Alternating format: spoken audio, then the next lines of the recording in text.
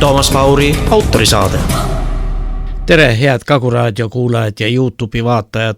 Algamas on Toomas Pauri autorisaade ja tänases minu autorisaates on minu külaliseks Ruudo Puks, kes on küll täna hetkel Kiievis 8 kilomeetrit eemal. Pauka tal sinna ei tule lihtsalt, kui ta ise ei pauguta. No, tere Ruudo! Tere! Küsin natuke sinust endast ka, sest ega Facebookis ma kuskil sind ei leidnud, et sa oled, ma tean, Viljandi mees Kopra talust, sellest räägime natuke hiljem, aga kui vana sa oled ja mis haridusega mees? Ma saan kohe siin nädala pärast või paari nädala pärast 57. Jumal, nii noor mees. Ja siis mul on magistrikraad. Mis sa lõpetasid EPA-s? Ma olen sotsiaalteaduste magister tegelikult, aga see oli siis tunnistuse peale vist. See on siis sa lõpetasid ülikooli või? Ei, see on EPA ikka. EPA, jah? Ülikool, jah. Ja mis erialal? Maaturism oli. Maaturism, jah. Ja siis tahtsid hakata vanade kodus tööle või? Ei, ma ei töötagi hetkel. Aga magister on sul ära tehtud või? On tehtud, jah, on lõpetatud. Ja naine on sul ukrainlanna? Naine on mul ukrainlanna, jah. Tema on haridus matemaatika insener. Ja matemaatika arhitekt, muuseas võib öelda. Väga kõva tüdruk. Töötab ülikoolis või? Ta oli, jah, Kiievi ülikooli lõpetas ja seda eriala sai vanasti õppida ainult eriloaga. Ära räägi. Ja siis lapsi on teil? Lapsi ei ole. Aga sa oled enne ka abielus olnud või? Jah, minul on 2 poega. No nii, see oli väga hea, et sa selle türuku leidsid, sa said Eestimaalt jalga lasta, muidu sa oleks Vasalemma vanglas vahtinud teisel poolt trelle meid kõiki. Aga ma küsin, et sa olid Kopra talus Viljandimaal. Jah, ma tegin selle, hakkasin aastal 98 sellega pihta. Kas sa olid siis järeltulija või hakkasid ise selle taluga tegelema? Tähendab, isa ikkagi ostis selle talu. Mina hakkasin sinna turismitalu ehitama. Mis talu sul oli? See oli Metsanurga talu vanasti, mina nimetasin ta Kopra taluks. Koprat kendisid ta loovi peal. Kus kandis see on Viljandimaal? Mulgi vallas, Viljandist Parksi Nuia poole sõita. Seda teed ma tean. Ja tegelesid? No tegin siis maaturismi talu. Siis te võtsid turiste vastu või? Jah, seal tegime suvel igasugused mänge ja ekskursioone ja matkasid ja üritusi ja konverentsi, hiljem juba suuri üritusi edasi ja asi töötas väga hästi. Aga ütle niimoodi, sa loomadega ei tegeled peale kassi ja koore? Ei, olid mul veised ka ikkagi. Veis ka olid, jah? Palju sul neid oli? Oti mägiveisi oli ka 50. 50 mägiveist, jah? Jah, 50 mägiveist oli ka. No siis sa töötasid hästi ja ma tean seda Kopra talu, olen kuulnud. Järelikult sa tegutsesid hästi, et olid tuntud mees. Aga kus need siis käärid, mis sind hakkasid lõikama? Kust need tulid? No ma tegelesin veel paljude asjadega. Ma olin õppejõud Olusperes, õpetasin Narva kutseõppekeskuses, Mainori majanduskoolis õpetasin turismi, siis oli mitu eksportfirmat veel, alupuid. Eksportisime Norra, Rootsi, Soome, siis igast puudetaile, siis isegi heina, kui Eestis heina vaja ei olnud, nii palju saime heina hobuste heinaks Norra müüa ja nii edasi, et hästi palju erinevaid tegevusi oli. Oota, sa oled kuulsaks saanud selle Kopra taluga, kas see kõik oli selline suur impeerium, mida sa juhtisid siis või? No ei tea, ega ta ei olnud nii mingi suur impeerium, ta lihtsalt on niisugused väiksed üksused, mis seal siis olid. Seal. Mägiveisid kuulus ka sinna, jah? Jah, kõik olid seal ühes kompleksis ja käärid tekkisid aasta 2008 masu. Ja siis ühel talvel, sellel 2008 talvel läks käive täielikult nulli. Ühtegi üritust ei toimunud ja see taastus aasta aja pärast. Aga aasta aja pärast hakkas Danske Bank laene tagasi nõudma kiirendatud korras, kuna minu kinnisvara väärtus olevat langenud nii palju. Ja kes seda ütles? Seda ütles Danske Bank mulle. Danske Bank, ma tean, et see on vist nüüd kadunud maailmast. Ei ta maailmast ei ole kadunud. Eestist ta põgenes ära, sest seltskond ääretult korrupeerunud. Ja ütleb, et see oli nende siis selline omavoli, et nad hakkasid, tavaliselt pank, mitmeks aastaks sul laenud olid võetud? 10 aastaks. 10 aastaks, no siis enne 10 aastat ei hakka, iga aasta maksad mingi teatud osa, aga mitte kiirendatud korras. Nemad võtsid selle otsuse vastu sinuga kokku leppimata. Jaa, nad tegid meil 25 eraldi taotlust, seal paari aasta jooksul 25 eraldi taotlust ja esialgu vastati, et ei, me ei taha midagi muuta seal, aga järgnevad enam ei vastatud isegi viimasel 10 vist enam ei vastatud. Isiklikult veel Aivar Rehele kirjutasin mitmed kordi. See ei võtnud üldse nagu... Tema oli see Danske Panga juht, jah? Jah, see, kes ise ka väga kurvalt lõpetas oma eluga. Ma ei tea, kas ta poos või sai mürki või? Ta vist poos ennast seal ebaõnnestunult õunapooksa külge. Ja too murdus ära? Too murdus ära, kukkus pingi taha 3 päeva ei leitud. Aga ma mõtlen seda, et selle Danske Panka valisid sa ise vabal tahtel. No jah, sest kuidagi sain nendega hästi läbi ja minul nagu suurt vahet, nad kõik välismaa pangad ütleme. Loomulikult. Ma mõtlen, et sul oli selline turismitalu, kus sa tegid siis igasugu üritusi, tähendab sul kogu aeg tuli raha sisse, pluss sul oli veel 50 veist, mida küll iga päev müüa ei saa, aga teatud aja järgi saad ikka, sa müüsid neid lihaveisteks. Jah. Nii, ja siis veel oli sul saekaater. Jah, me tegime alupuid Norra. Noh, et sul oli, sa tegelesid 10 asjaga ja lõpuks, kus see siis kõige rohkem see hakkas 2008, oli jah, rasked ajad Eestimaa rahva jaoks, et kus see kõige rohkem hakkas pigistama, kuskilt tõmbas ta sul jalad alt ära? No ta oli sel hetkel tegelikult, tekkis selline olukord, kus mul oli Priiast veel toetusprojekt ja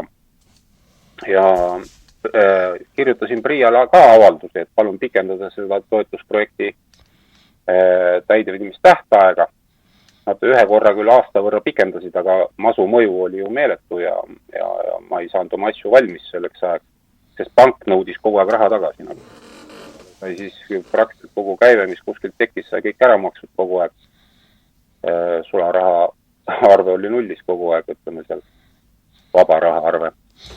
Ja siis tekkis see olukord, kus Priia ei olnud nõus enam pikendama projekti ja siis tekkis niimoodi, et ühelt poolt nõudis pank tagasi, teiselt poolt nõudis, et Priia et peate selle objekti lõpetama selleks kuupäevaks. Kui ei, siis me nõuame kogu raha tagasi. Nii et ma olin sellises kahvlis. Mõlemale kirjutasin, mõlemale seletasin pangale, Priiale vastused tulid kogu aeg negatiivsed ja siis ma ütlesin pangale, et nüüd on selline lugu, et ma pean Priia asjad ära ehitama.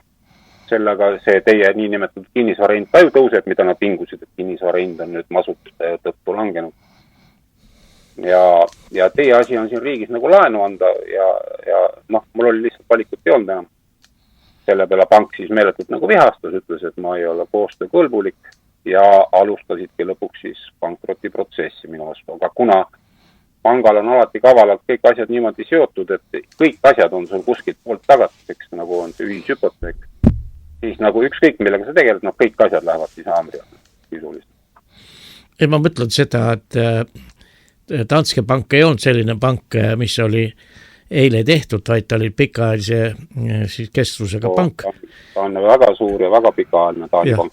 Et ma olen ise ka laenu võtnud, et sa võtad laenu, sõlmitakse leping ja kui sa ütles 10 aastat, siis lepitakse kokku, et palju sa aastas maksad ja kui sa seda aastas ka ei jõua maksta, siis teed pikenduse. Minule on küll pangad vastutulnud, mina ei saa küll aru, et kuidas Danske Pank hakkab siis sinu 10 aastast laenu siis homseks tagasi nõudma.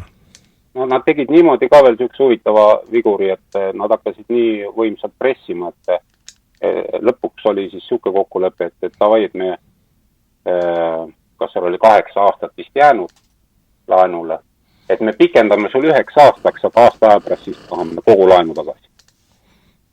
Saate aru, et siis nagu kogu 7 aasta tagasi, aga sa oled selle raha ju ära investeerinud. ja ega mul siis midagi muud nagu üle ei jäänud, ma läksin ka siis, tegin siis nendega selle lepingu ära, et no vähemalt 1 aasta oli võimalik nagu edasi viia, et äkki siis majanduslik olukord, et nad näevad, et asi toimib, et teevad siis uue lepingu ja sellega nad muidugi tõstsid intresse mitu korda seal ja tegid ikka kõvad kasumit oma pangale. Aga noh, nad viisid selle pankrotti ja lõpuks ei võitnud sellest nüüd küll mitte keegi. Ei mina, ei nemad, ei pank, ei PRIA, ei Eesti riik, kõik kaotasid sellega. Ei, ma mõtlen seda, et kas sa kuskile Eesti siis televisiooni, raadiosse läksid ka oma muredega? Jaa, ei, sai räägitud nii ajalees, aga sellega on selline olukord, kus kõigepealt rikutakse su nimi ära. Tähendab, hakkavad tulema sellised negatiivsed artiklid, kus siis ühesõnaga sind nagu pätistatakse, minust tehakse pätt avalikult, näiteks eluaegne tuttav, üks Viljandi haigla arst väga kõrgel tasemel ütles, et näed, et sinu kohta oli negatiivne artikkel, et me nii väga austasime sind, et nüüd oled sa pätt. No. Ja niimoodi igalt poolt pätistati ja siis hakkab selline ahelreaktsioon igalt poolt tulema, et ega ühtegi positiivset asja enam ei tule. No keegi, ühesõnaga mitte midagi, sa oled eluaeg töödanud ja siin nagu see ei ole ka nagu tühistamine, see on nagu sellisesse rentlist löömine siin. Ja mida iganes sa kuskile riigiametisse või niimoodi mingi avalduse kirjutad või sul on midagi vaja või sind ainult kotitakse.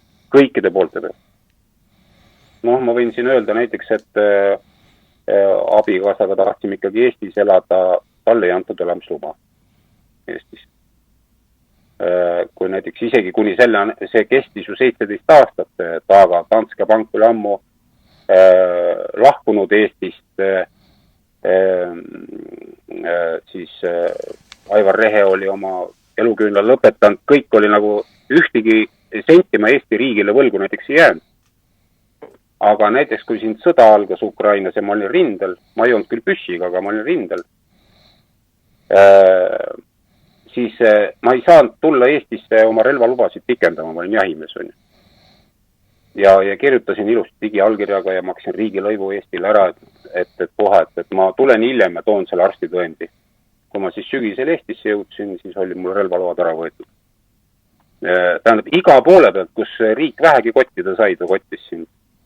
Näiteks ühe korra tulime siis kõige otse 2 sõja vahel, oli vaja sõita, abikaasa kutsuti politseisse selle sama elamisloa pärast, et tahab kokku saada, ametnik Viljandi migratsioon oli sel ajal, nüüd on see Tartus ainult. Ja kõige otsem tee oli läbi Venemaa. Valgevene nurgast läbi ja Luhamaa piiripunktis siis abikaasat ei lasta, lihtsalt ei lastud, peast ei lastud Eesti Luhamaa piiripunktis siis. Mul oli autos päris mitu inimest, panin teised siis sinna Luhamaa piiripunkti maha ja sõitsime abikaasaga siis öösel Venemaale otsima, kus kõigepealt magada saaks ja kuidas uuesti jälle kiiresti tagasi sõita 1000 kilomeetrit. Tähendab, noh, iga nurga pealt, kus vähegi midagi olid, sind kotiti, sind tehti. No, ja siis muidugi ütles abikaasa ka, et aitab, et kui Eesti riik ei vaja tema sugus, siis tema Eestisse elama ei tule. Ja sellest on nüüd üle 10 aasta siis möödas ja me elame siis terve selle aja siin Ukrainas. No praegust on, ma ei tea, 100 000 ukrainlast kindlasti, aga no igas külas on kuskil tulnud Eestisse ukrainlasi. Aga temale elamisluba ja... Noh, ja ma mõtlengi seda, et kus see, et sa olid tubli mees, sul oli Kopra talu, sa oma isa talu siis edendasid turismi alal, sa tegelesid põllumajanduseks, sul olid loomad, sa tegid puiduga, sa tegelesid veel väliskaubandusega, müüsid neid puid ja ka heina, et sa olid tubli mees, et kus kohalt see, nagu see pragu tekkis sinu ja Eesti riigi vahel, et sa muutusid Eesti riigi vaenlaseks, eelnevad olid see tubli mees, siukse mehi, noh, ma tean väga paljud inimesed saata, et siukse tublit meest nagu sina oma jutu järgi oled, noh, sa oledki selline tubli mees, et mida sa oled siin meile rääkinud ja nüüd oled sa Eesti riigi vaenlane, kellel on siis jalaga tagumikku antud. No jah, ta ütleme niimoodi, et seal nagu 2 asja on Eestis, on, et üks on Eesti maa, on ju. ja seda ei saa minult nagu keegi ära ei võtta. Eestimaad ma väga armastan ja niimoodi. Aga Eesti riik on minuga jah niimoodi käitunud, et tõesti raske on selle peale mõelda ja siin Ukrainas on kergem olla, sellepärast, et siin nagu ma ei vastuta nende rumaluste eest, mis valitsus näiteks võib teha või midagi suht. Ma elan nagu oma elu ja hästi vaikselt ja tasaillu. Ja näiteks siin oli siin alles eelmine nädal oli Facebookis nägin, et Eesti riik hakkab seda diasporaad aktiviseerima, see on siis nagu kõik välismaal elavad eestlased. Et need on siis nagu hästi Eesti riigi jaoks nüüd oluliseks saanud. Aga ma kohe küsiks ka, et mis see Eesti riik siis on teinud nende välismaal elavate eestlaste jaoks ja kas nad üldse Eesti riigis keegi teab, miks on nii palju eestlasi Eestist ära läinud ja kas nad ikka on väga siis lojaalsed Eesti riigi käitumise peale. Ma ei saa ka öelda, et ma päris nagu vihkaks Eesti riiki, ütleme, et on ikka suur asi, et on õnnestunud selline asi nagu luua, aga see on kuidagi on üles ehitatud struktuur, mis iseennast nagu hävitab. Kui 20 aastat tagasi küll me võitlesime selle nimel, maal oli ju eriti näha, kuidas rahvaarv vähenes. See vähenes kohe niimoodi, et iga aasta läksid bussidega inimesed, näiteks Mulgi vallast kohe praktiliselt oli niimoodi, et üle 2 nädal läks väike mikrobuss inimesi sõitis lihtsalt minema, kõik ja ei tulnudki enam tagasi. Et see rahva vähenemine oli nii kiire ja nii tuntav, et meie nagu tõstsime lärmi, mitte kedagi ei huvitanud. Et mis te hädaldate, öeldi Tallinna valitsuse poolt või isegi maavalitsuse tasemel, et Viljandi linnas isegi ei saadud aru, ometi need numbrid kõik näitavad kogu aeg, et rahvas väheneb. Ja sa näed sellist pöördumatut auku vajumist ja samaaegselt seltskond, kes on nagu sellest nagu niinimetatud vastutuse võtnud, kuigi nad ei vastuta mitte millegiga kõige vähemagi. Nad ei tee mitte ühtegi liigutust selle nimel. Küll me tegime pakkumisi selles suhtes näiteks, et emadele peab nagu, kui on ikkagi 3 või ütleme 4 lapsest alates, peab olema keskmine palk garanteeritud. Et see on ikka põhikohaga töö 4 last näiteks kasvatada, et kõik siuksed ja oleks nagu rahvaarv hakanud vaikselt nagu tõusma, sellepärast, et maapiirkondades oli kohe selge, et inimesed on lihtsalt, neil puuduvad vahendid lapsi saada ja lapsi kasvatada. Et ei saa öelda, et lapsed tulevad ainult armastusest, nad tuleb üles ka ju kasvatada. Ja kui sa näed seda häda ja viletsust seal, siis neid lapsi ei tulegi järjest vähem ja linn ei ole õige koht palju lapselise perekonna jaoks. Sel lastel on ikka ruumi nagu vaja. Ja sealt need hädad meie arvates nagu on tulnud, et riik ei ole piisavalt üldse tähelepanu pööranud selle laste emadele. Ja sa näed, kuidas see nagu sureb välja ja vaata, siis ongi nagu teises riigis nagu kergem olla. Siis vaatad nagu siin pealt, kuidas siis, no meie teadsime kõik ette, et rahvaarv hakkab meeletu kiirusega ja nüüd võib öelda, et hakkab veel suurema kiirusega langema. Iga aasta hakkame veel nagu rohkem nägema seda, kuidas langeb. Ja teine asi on siis riigi võlakasv.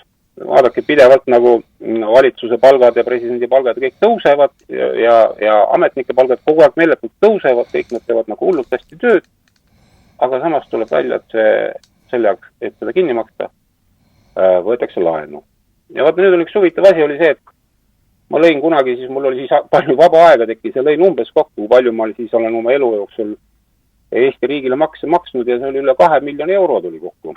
Nii palju tõesti. Jah, sellega üle 20 aasta siis ettevõtluselu ja selline summa ja kujutage nüüd ette, et see sama aeg olen ma siis nüüd 17 aastat oli pankrot ja Eesti riik ei 8 miljonist ilma. Et ja samas üritatakse mingi väikse maksutõusuga saada, et Lätist õlut ei ostetakse või midagi sukist, et saaks nagu väikse siukse sendi kuskilt juurde, aga samas minusuguseid ettevõtjad, kes tõesti tahtsid ja armastasid seda Eestimaad ja Eesti riiki sel ajal ma võin öelda, et ma väga austasin Eesti riiki. Neid siis lihtsalt hävitatakse. Ja see on täitsa kohe siuke, sa vaatad seda protsessi ja sa näed jälle, kuidas on, no näiteks nüüd võtame Hoiulani ühistu. Sa olid seal liige ka või? Ikka, ma olen siiamaani seal liige. Ja räägi sellest, see on päris huvitav. No näiteks on niimoodi, et kui mina hakkasin ettevõtet tegema, ma teadsin... Mis aastal sa hakkasid? 98. aastal. Ja siis ma hakkasin Kopra talu, ma hakkasin 98 tegema, ettevõtja mul 92. Ja siis ma tegin äriplaani. Teen äriplaani, näen kõik oma kulud, asjad ette, võtan ka siis mingi poole peale pidin laenu võtma veel ja panen seal asja käima. Ma ei saanud mõni kuu ollagi, kui astub sisse, no meeletu hunnik ametnikke. Nad kõnnivad 15 minutit mööda Kopra talu ringi ja nad teevad mul 200 000 eest kulutusi. Mis asja? 200 000 kulutusi ja see on siis nagu see, et näiteks vanad jürgsed palgid tuli kipsiga üle lüüa ettekirjutuses, siuksed asjad. Oot, kõike mina tähendab, sul oli isa poolt ostetud või isa poolt saadud talu, millel ei olnud head kaubanduslikku välimust ja nüüd tulid ametlikud õue ja tegid sulle ettepaneku, et sa pead selle kaubanduslikku välimust muutma, mis läheb sulle maksma 200 000 eurot või? Ei, nad nõuete järgi. See oli siis Euroliidu nõuded. Ja sealt hakkas siis selline jama hakkas pihta, et nad hakkasid järjest nagu nüüd kraani keerama niimoodi. Kõigepealt igasugused Euroliidu nõuded, et ma räägin, et vanad palkseinad, mis on seal 20 senti jäme palk on ju, see pead kipsiga üle lööma, et see saaks tulekindlaks. No. Eesti ajal kõlbas? Ta on eluaeg kõlbanud ja tegelikult alguses kõlbas ta ka esimest korda võeti ta vastu see turismitalu vanade seaduste järgi, siis ta kohe väga kõlbas. Ja siis tulid uued seadused ja siis ta enam ei kõlvanud. Ja ta oli mul vastu võetud talu. Ja ta töötas juba, on ju. Ja nüüd hakkas siis selline olukord, kus mul on laen ja mul on ette nähtud, et see laen peab kuskil seal ütleme 9 aasta või 8 aasta pärast tagasi saama, aga riik hakkab tegema kõik võimaliku lisakulutusi mulle. No niimoodi, et nagu praktiliselt juba nagu see laenu tagasimakse juba sa näed ette ka, et seda laenu sa nii kiiresti tagasi maksta ei saa, et sa pead kunagi teda muutma või midagi. Alguses sa võib-olla kardad või nagu usud, et lähedki panka ja muudad ära, aga pärast saad aru, et nii lihtsalt need asjad päris ei käi. Ja järjest suuremad uued andmed, näiteks seal juba kööki tuli teha selline valgustus, et see oli nii valge, et ilmadel hakkas valusid, kokk käis prillidega, päikeseprillidega käis köögis ringi. Seadus järgi pidi olema selline valgustus. Aga see kõik maksis. Lambid pidid olema sellised, et kui need juhuslikult laest alla kukuvad, siis klaasikilludel endaks toidu sisse. No terve selle aja jooksul ei ole mitte ükski lamp sealt üle alla kukkunud. Siis lõpuks kokk ronis pingi otsa, küsin, et mis sa teed seal, ütles, et veeras osa lampe välja, et lihtsalt kõrvetab laest. Niisugune valgus oli. Ja see pidi seadusega olema ette nähtud. No kõik võimalikud pisiasjad.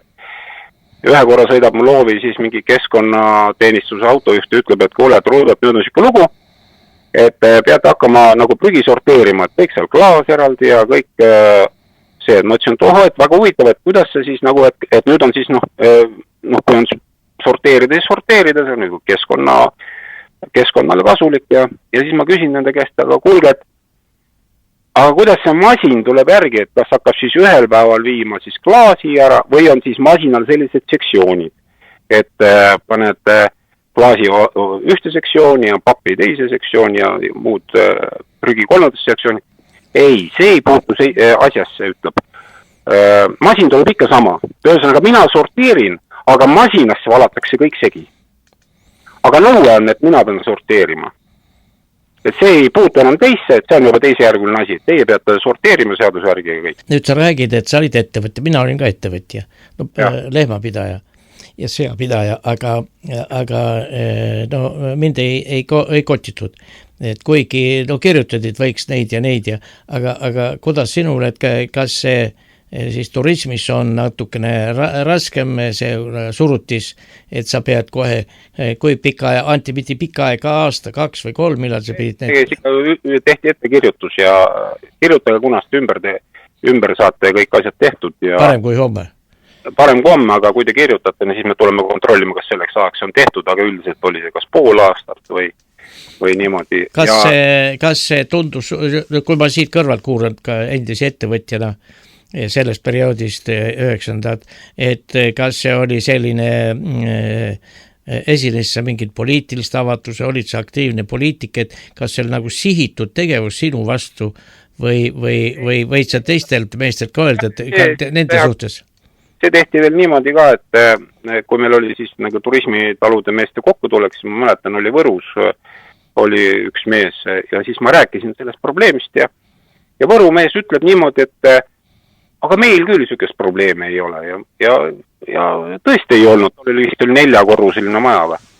Ja ei läinud 2 aastat möödas, kui ma kuulsin, kuidas tema kirjutas siis lehes, et kuidas tuldi ja nüüd on ainult 1 korrus töötab sellest majast, siis oli ta nagu tema kallal. Et see nagu seda luuda murtakse ühe oksakaupa, on ju, et mitte see vastusest liiga suureks ei lähe, see oli kõik süke hästi organiseeritud, läbimõeldud süke Euroliitu minek. Ja siis on niimoodi, et nüüd me oleme siis kõik hullud nagu Euroopa Liidus, kuigi seal lähed sinna samas vanadesse Euroopa Liidu riikidesse, no ei ole neid nõudeid seal mitte kuskil. Ja vaadake, kõik see asi on tegelikkuses, need on ju seadmed, mis on ostetud, need on kõik välismaal toodetud seadmed, on kõik raha, mis on läinud Eestist ära. Me oleme ostnud sisse, importinud nagu välismaa kaupasid, on ju. See on kõik Eesti riigi kahjuks olnud. See suur Euroopa Liidu pugemine on kõik Eesti riigi kahjuks olnud, et Eesti riik ei olnud võimeline võitlema nende, tähendab, oli ju, pärast tuli välja, et need olid, mis olid nagu soovitused, võeti meil seadustena vastu ja keegi sai jälle tubliduse märgi selle eest. Ma kuulen, siis ma mõtlen, et Eesti riik käitus pahatahtlikult oma ettevõtjate suhtes, neid peab soosima, neile peab looma võimalusi, aga kui ma siin kuulen, siis see oli selline käitumine, et hea, kui sa homme selle asja ära lõpetad. Ja täpselt, ja ega lõpuks oligi kohtunik ütles, et kui sa ei saa hakkama, siis lõpeta ära. Ja see oligi see nupp, kus ma sain aru, et kui sellest tasemel ka nii targad inimesed on, no ikka null arusaamine ettevõtlusest, siis peabki ära lõpetada ja sellest ajast peale ma mitte ühtegi ettevõtet enam ei tee ja olen loobunud. Ma mõtlen, et kui tagasi tulla, kui noor olid, kui sa alustasid? Ettevõtjana ma alustasin 23 aastaselt. No 23 aastane noor mees. Jõudsin 39 aastaselt, on ja. Siis ma veel mõned aastad veel tegutsesin ennem, kui siis jõudis veel päris pankroti protsessini välja. Ja kui ta nüüd lõppes, siis ma olin 56. Ja ma mõtlengi seda, et pluss sa tegid veel õppejõud olid mitmetes koolides, et sa olid väga aktiivne inimene ja siukest inimest peab käte peal kandma, mitte kaikaga pähe taguma. Ja oli ju nii ka, et ma kirjutasin, et kui see pankroti protsessis nagu oli lõppenud, et nüüd ma võiks nagu tulla Eestisse, võib-olla loengud lugeda teatud asjadest, ma tean, et ma tean päris palju, ütleme. Ja et ma võiks tulla võib-olla lõpetada, ma ei saanud mitte üheski koolis pakkumist, sellepärast, et ma olen siis kriminaalkorras karistatud. Ametlikult mul kirjalikult seda ei vastatud, aga kriminaalkaristuse sain ma selle eest, et mul müüdi maha mu korter Karksi-Nuias, mis oli siis minu ametlik elupind ja pärast seda ma elasin Eestis oma poja suure toa diivanit, võib niimoodi öelda, on ju. Ja enne kui ma Ukrainasse tulin. Aga korteriga koos läksid ka kõik seal olnud asjad. Ma sain alles 3 kuud hiljem teada, et on müüdud. Mul on kohe dokument selle kohta, kus ma küsin pankrotihalduri käest, et mis sellest korterist nüüd saanud on, sest minu käest hakati neid dokumente küsima. Ja mul ei olnud kõiki dokumente anda. Ja ei olnud ka mul võimalik neid kokku panna ja sellest ma sain siis 1 aasta, 1 aastase tingimusajaga. Ja sellest on nüüd üle 10 aasta möödas juba. Ja nüüd ei võeta mind sellepärast siis tööle, et ma olen siis kunagi kriminaalselt karistatud 1 aasta, 1 aastase tingimusajaga. Et mul ei olnud ühte paberit. Selle eest sain siis Eesti riigis sellise karistuse. Ja pärast 6 aastat hiljem ei olnud kohtunik, kui ma sain selle kohtuotsuse, pärast 6 aastat pärast seda kohtuotsust ei olnud kohtunik nõus lõpetama pankrotiprotsessi, minna üle nagu võlgade kustutamise protsessile, sellepärast, et ma olen kriminaalkorras karistatud. Tähendab, et Eestis on kustumatu kriminaalkaristus. 5 aastat tagasi, ammu oleks pidanud ju kõik kustunud olema, 5 aastat tagasi kohtunik ise siis ei lõpetanud pankrotiprotsessi sellepärast ja 10 aastat hiljem ei võeta mind veel tööle, sellepärast et mul on kriminaalkaristus olnud 10 aastat tagasi. Selle eest, et mul ei olnud ühte paberit. Võt see, kui paned selle kõik kokku, selle järjestuse, siis ma ei tea, see ei kisu ausalt öelda. Selge, me teeme siit väikese muusikese pausi, küsijana Toomas Paur ja minu vestluskaaslane, tubli mees Ruudo Puks.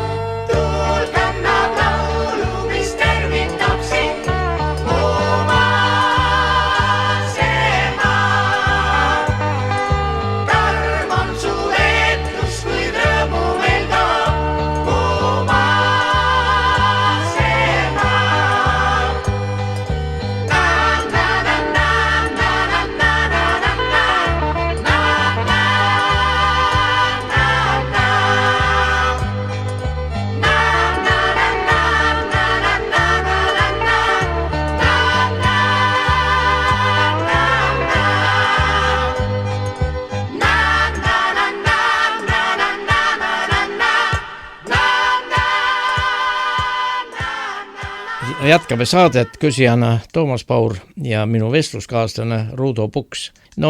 Kuna sa olid ka siis selles Tartu hoiulaenu ühistus, ise läksid või kutsuti või?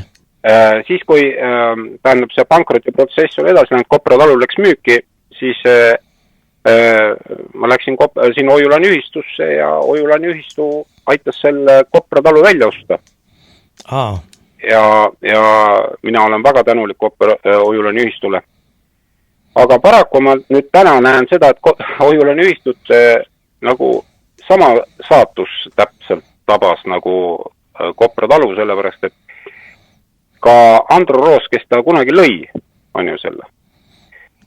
Koos oma emaga, jah, ta oli noor mees, nagu sinagi 23. Jah, no täpselt 23, ma olin ka 23. Ja siis ta ju tahtis teha hoiulaenu ühistut. Ta tegi hoiulaenu ühistu.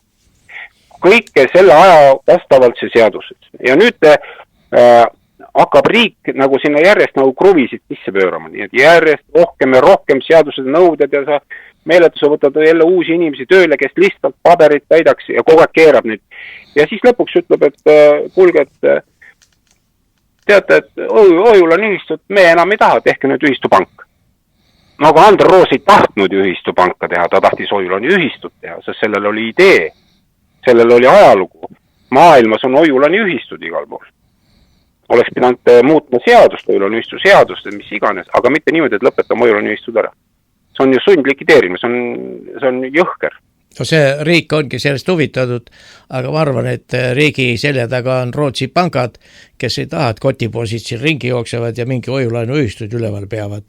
Et see riik täitiski oma siis kõrgemal seisvate organite huvi ehk pankade huvi ja hakkaski kottima ja nüüd kotitakse seda Andro Roosi ja temast on tehtud siis siukene suller, kes on siis kõigis... See ongi, alguses hakkab see pihta, siis ongi, see on siis nime hävitamine on see protsess. Ajalehtedest ja huvitav, see on kogu ajakirjandus, see on see kolmas võim, siis nagu öeldakse, mis tegelikult allub ka siis teatud võimul on ju. Ja kõigepealt hakatakse sus kirjutama, et kui paha inimene sa oled ja kuidas sa oled kõik valesti teinud, et sa üldse selle tegid ja nii edasi ja igasugust negatiivsed iseloomustused ja niimoodi tehakse sinust siis halb inimene. Pärast seda hakkab siis selle firma nagu lõhkumine. See on nagu järgmine protsess ja kõigepealt üritakse siis maksimaalselt kõik kätte saada, mis on võimalik ja nii edasi. See on mul nii teada protsess, ma olen seda 1000 kordi läbi mõelnud ja ma olen teiste peal seda näinud, kuidas seda hiljem veel teistega tehakse. Ja olen ka läbi mõtlenud seda, kes enne mind, et kuidas ma siis ei osanud sel ajal nagu aru saada, kuidas see protsess Eesti riigis käib. Ma olen aru saanud kuidagi niimoodi, et tähendab, et on kaks tüüpi ettevõtjad olemas. Ühed on need, kes on pankrotis ära käinud ja teised on need, kes ei ole veel sinna jõudnud. Aga ma ütlen lohutuseks kõigile, kõik jõuavad. Et lõpuks oleme kõik ühes kohas, et muidugi ma ei soovi kellegile, aga ma tean, et riik töötab sellise organina, kus see nii on. No, tasub ju vaadata ikkagi Eesti riigi võlakasv ja Eesti sissetulekute vähenemine ja praktiliselt aasta 2008 alates ei olegi Eesti majanduse kasvama läinud enam ja... Eile ma just kuulsin, kui peaminister rääkis, et majandus kasvab vägis hästi. Ei no, kui see on nüüd kasvab ja kuidas ta kasvab, et tõsteti makse, sellega, et siis käib. See on siuke eriti unikaalne, kuidas maksude tõstmisega majandus kasvatada, see on ju sidrunist veel rohkem välja pigistamine ja selle lõpp on veel karmim. Nii et tuleb jälle rohkem laenu võtta. Sa olid Tartu hoiu-laenuühistu liige, vabatahtlikult astusid, küsisid laenu sa said ja selleks sa ostsid selle Kopra talu uuesti riigilt tagasi. Ja. Mis nüüd edasi sai, kui sa talu tagasi said osta, mis siis sai? Siis andsin poegadele üle, sellepärast, et see minu kottimine jätkus täie hooga. Ma sain täitsa aru, et ma olin nagu vastu võetamatu ja... Otsa jäid ka Tartu hoiu-laenuühistule võlgu, jah? Ei, seda ei olnud. Tartu hoiu-laenuühistule poeg maksis pärast hiljem tagasi selle laenu. Maksis tagasi selle laenu. Kui sa nüüd kõrvalseisjana vaatad, et Andro Roosi kotitakse ja tahetakse, oleks võinud teistmoodi seda asja saneerimisega ära lõpetada, aga tehti pankrott, et oskad sa midagi meile raadiokuulajatel selles osas seletada, sina oled liige, mina ei ole? See on väga kahetsusväärne see asi, mis seal tegelikult praegu nagu toimub. Aga mina olen Tartu hoiu-laenuühistu liige ja mina jään sellest, kui keegi mind vägisi sealt nagu välja viskab.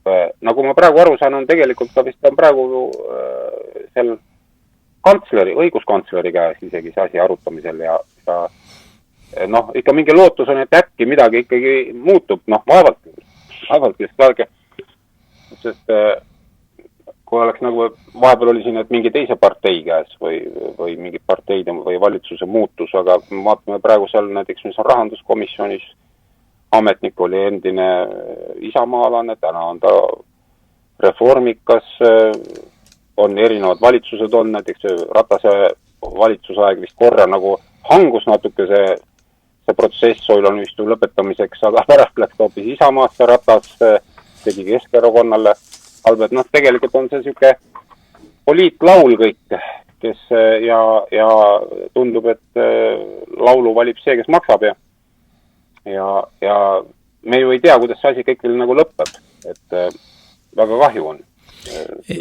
Ma mõtlen, et kui sina kõrvalseisjana mina olen kõrvalseisja, ma näen seda ja ma ka saan aru, siis sina ise ühistu liikmena olles saad ka aru, et ei olnud mingit vajadust hakata hambaid teritama ühistu kallal, mis toimis, millel olid rahalised vahendid ja hakata, aga riik võttis otsuse vastu, et ta kaotab ära need laenuühistud, neid ei ole siia vaja, millest me juba rääkisime ja sina oled ka niimoodi aru saanud. Ja see öeldakse niimoodi ju, et tehke ühistupank, vaata sama ühistupanga jutt, aga keegi ei ole ju tahtnud ühistupanka teha. Ja see on alati niimoodi, et ega siis nagu mõeldakse välja mingit, aga tee niimoodi, tee kolmandat pidi, aga see ei ole enam võimalik, et ja see on jõu sund lõpetamine ja vaevalt, et keegi seda ühistupanka teeb, võib-olla tulevikus ja mingist teistest vahendusest tehakse, aga et nüüd keegi Oiulane ühistu nüüd otseselt ühistupangaks üle läheb.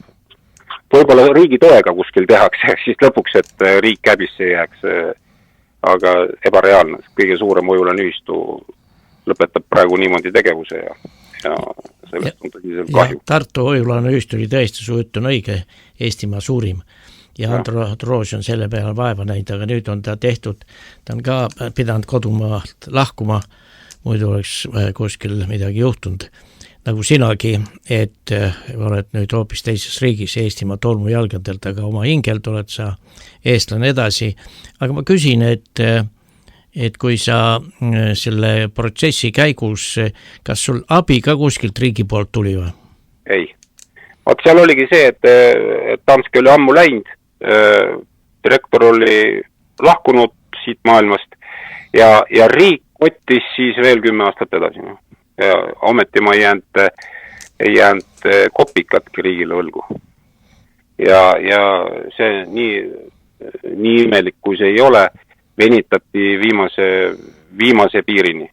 No õigupoole vist mingi seadusega vist oleks veel 2 aastat saanud, aga ma kirjutasin neile, et mind tegelikult enam ei huvita, mida te seal vastu võtate või mida te ei võta seal vastu. Tahate venitada veel 2 aastat ja tehke mis otsused te tahate seal. Et aastad on juba nii kaugel, et mina enam mingisugust ettevõtluslooma ei hakka ja võt siis nad lõpetasid ära, siis nad vaatasid, et ei ole vist mõtet. Ei, ma mõtlen seda, et sa olid aktiivne tegeleda ettevõtlusega, turismiga, mis on suur asi Eesti riigis, siis veel 50 veist, lihaveist pluss veel lõikad metsa, teed puid, niidad heina, käid koolides, annad tundi, et sa olid väga aktiivne. Kas see sinu aktiivsus käis kellelegi närvidele? Ma ei tea, ma ei oska sellele vastata. Miks siis nii agressiivseks mindi aga mulle tundub, et see on ikkagi Eesti riigi selline strateegia. Et kui kellelgi läheb halvasti, siis tuleb teda peksta, et ma ei tea, teised hirmuga rohkem jookseks aga see ei toimi, kindlalt kohe ei toimi. Tuleb tõsiselt maha võtta neid regulatsioone, tõsiselt kergemaks teha igasugused ettevõtlusega seonduvad protsessid, unustada pooled Euroopa Liidu nõudmised miinimum, mida me nimetame Euroopa Liidu, tegelikult need ei olnud Euroopa Liidus sellised nõudmised. Vähendada poole võrra ametnike arvu, siis on riik uuesti kasumas ja tõsta emade toetust ja ma räägin, et kui on ikkagi vähemalt 4 last, siis see ema peab surmani saama keskmist palka ja siis hakkab ka rahvaarv tõusma uuesti. Aga ütleme, nüüd oled sa saanud palju targemaks, mida sina soovitad tänastele noortele, kes alustavad ettevõtlusega? Mina ei soovita, näiteks kui minu käest küsitakse, et kas et lõpetame ära, et hakkate ettevõtlusega tegelema, ma mõtlesin, et rumal peaks olema täitsa ikka, et kui uuesti läheks sellesse keskkonda sisse. Mina ei soovitaks üldse ettevõtlusega Eestis tegeleda. Tasub vaadata ja tegeleda nendes riikides, kus kohas on see protsess paremini reguleeritud ja kus on nagu mõistlik suhtumine ettevõtjatesse. Seal tasub tegeleda. Ja Eesti on piisavalt liberaalne, sellest ei tohiks mitte mingit probleemi olla. Aga ütle, ma ei tea, kuidas Ukrainas valimised on, aga Eestis on e-valimised, mis on ebaseaduslik, seda teavad kõik 6 erakonda ja nad ei võta midagi koos ette ja ei tahagi teha, et siis ei saagi, kui ühe käes on aparaat, millega ta mõjutab valimisprotsesse, oled sa sellest teadlik? No jah, ma olen see on hästi loogiline. Mina olen ikka öelnud, et me teeme üks kord ilma e-valimisteta valimine, vaatame. Kui siis muutub kõik, siis ongi selge pilt, et oli vale ja teeme üks kord ilma e-valimisteta. Keegi seda ei tee. Nii omavalitsuste valimised kui Riigikogu valimised. Vaatame, mis juhtub. See on selge pilt kohe. Miks seda siis ei tehta? No sellepärast, et siis tuleb häving. Kas sa oled ka kohalikel omavalitsuse valimistel kandideerinud? Jaa, olen küll. Mina ei ole üldse mingit, see nimi rikuti nii ära, et seal ei ole mingisugust... Said sa volikogus ka olla või? Ei ole, kus mind ei võetud mitte mingis volikogus. Ja kui ma seal 10 häält saan, ma olen nii halb inimene. Aga ütle, kas see erakonnas ka kuskil olid? Jah, lõpuks olin EKRE-s ikka. EKRE-s, jah. Ja no sellepärast, et EKRE on nagu ainukene, mis on nagu, kes seisab nagu vastu sellele. Ainuke tõsine erakond, kes seisab vastu sellele, mis toimub. No, ükskõik mis vahenditega, seal on nagu hästi palju nagu võib mõelda nii ja naa ja kolmand pidi, aga ta seisab tõsiselt vastu. Kas mõni EKRE poliitik siis, kui sulle vänta tagumiku keerati, ka sul appi tuli? Ei. A palusid? Räägitud sai, jah, aga sellest ei olnud mitte mingit. No Riigikogus on meil 101 riigikogulast, kes on sinna valitud niipidi või naapidi, ilma selle aparaadita, e-hääletusaparaadita, selverita ja paberil. No need peaksid ikka appi tulema, kui sinusugusel aktiivsel inimesel tekib probleeme enese teostusega ja kui peaks endal selgeks tegema, et sulle tehakse otsest liiga. Riik sõitis sul 2 jalaga seljas. Ta on jah, kõik nahad võtnud, mis koorinud, mis vähegi võimalik on, number 1 ja pärast veel nii palju kottinud, kui palju ka veel vähegi võimalik on olnud. Ja ma olen ikkagi, võib öelda, et ma olen ikkagi hästi riigilojaalne tegelane olnud. Ja ma ei ole kunagi elus kellegi nagu halba tahtnud ja ma olen ikka tahtnud alati arendada ja eks ma alguses olin seal omavalitsuste komisjonides vaadati, et see on aktiivne inimene, hääli küll ei saanud, aga kutsume ta komisjoni. Ei saanud mingit tolku seal küll midagi ei olnud. Ometi sa olid aktiivne inimene. Sa olid väga, kui ma kuulen esimest korda siin, siis ma leian, et sa olid väga aktiivne inimene. Ma ei tea ühtegi sellist aktiivsest enda ringkonnas, nagu sina oled, ja nüüd oled sa siis nagu Eesti riigi vaenlane. Ei, no ei saa öelda, et ma vaenlane olen, sellepärast, et vaenlaseks situaaritakse ikka seda, et ma nagu tegutseks Eesti riigi vastu või seda ei ole. Ma ikkagi nagu loodaks kõige paremat, aga minu armastus on Eesti maa ja ma pean tunnistama, et see valitsus, see valimiskord, see riik, mis on valitud rahva poolt ja lastakse niimoodi edasi valida, arvata võib, see lihtsalt ei lähe minu vaadetega nüüd enam kokku tänasel päeval. Seal on see point, on ju, ja ennast vägistama ma nagu ei hakka, et ma ei andnud ma seal pankrotis alla ja ei anna ma ka tulevikus kuskil alla ja see on kohe seal peab suur muutus toimuma ennem, kui mina hakkaks nüüd midagi teistmoodi mõtlema. Ma olen liiga vana ka selleks juba. Vana sa ei ole, sul noor mees veel. Ei, no jah, aga see ei tähenda seda, et ma nüüd tuleks hakkaks et halloo, et nüüd ma hakkan uuesti ettevõtet Eestis tegema, no siis peab jumal ruumal inimene olema. Ja. Aga ütle niimoodi, et kas sa ise läksid ära või anti mõista, et tõmba uttu? Ei, see oli ju sellest, et abikaasa ukrainlanna ja me ikkagi otsustasime, et me elame Eestis, aga abikaasale ei antud elamisluba Eestis. Ja noh, ikka jälle mingi rumal põhjendus leiti, et kindlustust ei ole ja samas kindlustus oli tehtud rahvusvaheline kallis kindlustus. Aga me ei hakanud enam võitlema, naine ütles, et see on kohe arusaadav, et see on selline mingisugune.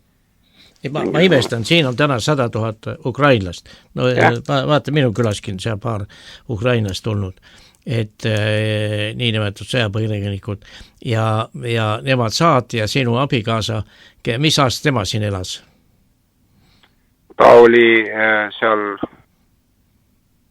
üle 10 aasta siis tagasi. No näed, siuke kogemus ja kahe sõja vahel, kui me olime seal ja seal hakkasid talle ainult probleemid tekkima, kusjuures ta mitte midagi ei teinud, absoluutselt ta mitte kuskil, jumala täielikult korralik inimene ja inimene, kes just eluaeg on hoolitsenud, et temal mingisugust probleeme ei oleks, kõik korras, oleks ilusti tipp-topp, oleks kõik ja hakkab otsast pihta ja hakatakse neid kruvisid väänama ja lõpuks Luhamaa piiripunkti ametnikud muidugi, ma täitsa tervitan neid, rumalamaid inimesed ei ole maailmas olemas.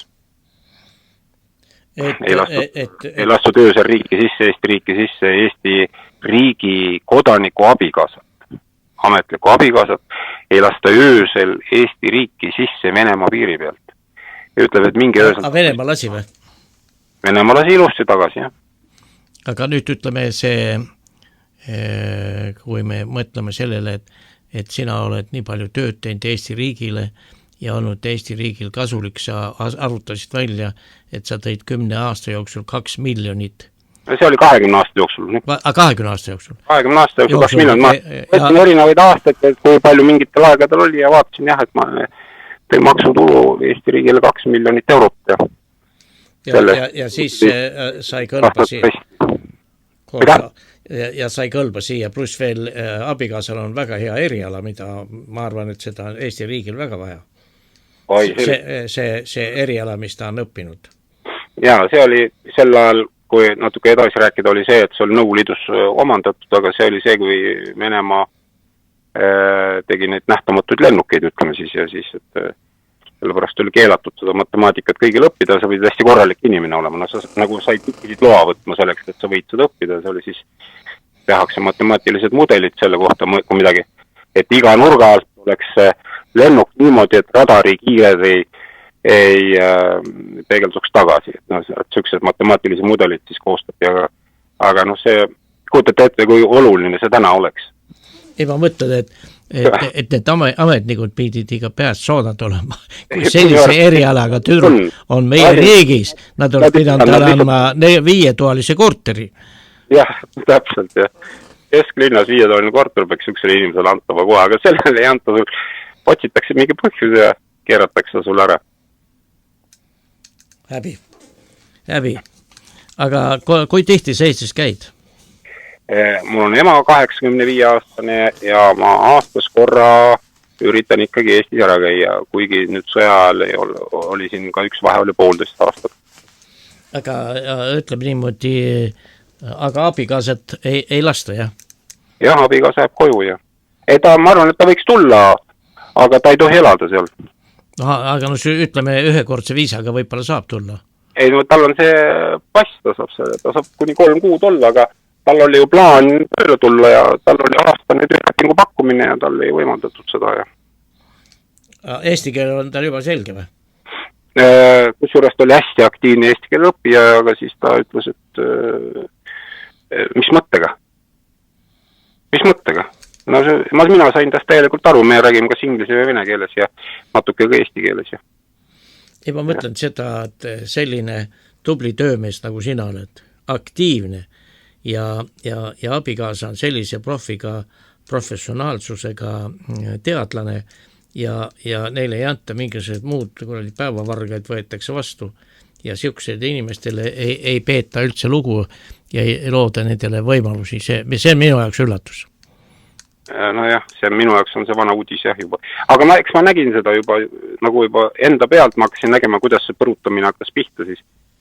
Näiteks ma käisin kunagi, et raha oli väga vähe, et siin kõik asjaajamised ühele päeval ilusti läksin siis Viljandi maavalitsuse, seal oli siis vana hoone veel, mis on tänaseks ära lõhutud, sinna on see ausammas, ausammas pantud, aga seal oli siis ametkonnad ja seal ühe sama platsi peal ma käisin läbi 3 ametkonnast, oma küll selle pensioniasjadega ja kõikide asjadega, ma sain 3 korda ei vastuse. No lihtsalt, kõik oleks võinud korras olla, 3 korda, ei, iga asja kohta öeldi mulle, et istud pärast autos ja mõtled, no mis toimub, et mul ei olnud nii vähe oli raha, mul oli 80 eurot oli kuu sissetulek, kõik ülejäänud võeti ära pankade poolt ja ma olen raisanud raha, et üldse Viljandisse tulla mingisuguste ametnikega suhtlema, tahad nagu korralik, et sul kõik korras oleks, on ju. Ja hakkab pihta. Ütle, kas sul täna noore mehena, veel noore mehena, on ka mingi riigipoolne sissetulek? Ei. Eesti riigist ei saa sentigi? Ei, Eesti riigilt ma ei saa küll mitte. Aga mis sa seal Ukrainas teed? No eks ma, näed, siin natuke on käel ära, tegin siin aiatöid, siin on päike praegu juba nii tugev, väljas on 15 kraadi, aga tuul on väga ohtlik ja külm ja teen oma aiandus siin ja vaikselt ehitan, abikaasa toob ka raha majja ja no sina ei too sentigi ju? Mina ise ei too küll senti nii. Et sa seal tööl ei ole kuskil? Ei. Selge. No igatahes abikaasa on sul tubli ja mul on väga hea meel reist tervitama. Mis abikaas nimi on? Olenale. Tervita Olena. Jah, kindlasti Siuke tubli tüdruk, kes on kindlalt seisnud su kõrval ja ei ole kunagi sind maha jätnud. No see seda kindlasti, jah. Jah, siukse kottimise peale. Mis ma suuga mehega elan, sa oled nii kuradi õnnetu vennike. Aga suured tänud sulle ja mis kõige olulisem, Ruudo, et sa oled vastu pidanud ja kas tervis nüüd selle kõige jõbla peale on ka kuidagi kannatama hakanud? Jaa, mul on ikkagi depressioon tekkis selle 17 aastaga ja no võib küll öelda, et niimoodi ma saan seda töötu abiraha selle depressiooni pärast. Aga saad, jah? Eesti riik maksab või? No seda maksab Eesti riik, jah, aga mingit muid toetusi mul ei ole. See, mis ma pean rohte võtma ja nii edasi. Ütleme, see kurnav 17 aastat on ikka väga raske, ma ei kujutta seda ette. No see on selline mõni ei kannata 2 kuudki välja. See on tegelikult niimoodi, et sul seotakse käed selja taha kinni ja visatakse vette. Ja siis ulbid seal niimoodi, liigutada sa ei saa, napilt õhku saad, kuidagi niimoodi oled siis seal ees, sellepärast, et midagi sa teha ei saa. Sul ei ole isegi nii palju raha, et sa saaks tööriided osta, et tööle minna, aga kui sa sinna tööle lähed, siis võetakse sul kõik raha niikuinii ära, et tähendab, et sul ei jää raha alles. Ja mis oli väga huvitav oli see, et kui see protsessis lõppes, siis viimane kord kirjutati mulle selline, aga kohtunik oleks võinud selle asja kõik ümber vaadata. Nii et 17 aastat siis kohtunik ei vaatanud seda ümber. Ja see on nagu 2 kohtunikku läks pensionile selle aja jooksul ja 5 aastat ei võtnud minuga mitte keegi, üks inimene ühendus, ma ei teadnud isegi, kes mu pankrotihaldur on. 5 aastat, mitte ühtegi meile, mitte midagi. Pankrotihaldur oli ära vahetatud ja ma ei teadnud, kes on mu pankrotihaldur 5 aastat. Selline Eesti riigi kord. Ma olen seda tegelikult päris mitmetes ringkondades igal pool rääkinud, et kuidas see, ma ise tahad ka selgeks, et kuidas asi siis tegelikult Eestis on. Ja vaikus. Ja mitte kedagi tegelikult ei huvita sellised küsimused. No nii. Hea Ruudo, mida sa ütled meie raadiokuudlajatele sealt soojast Kiievist, seal on soojem?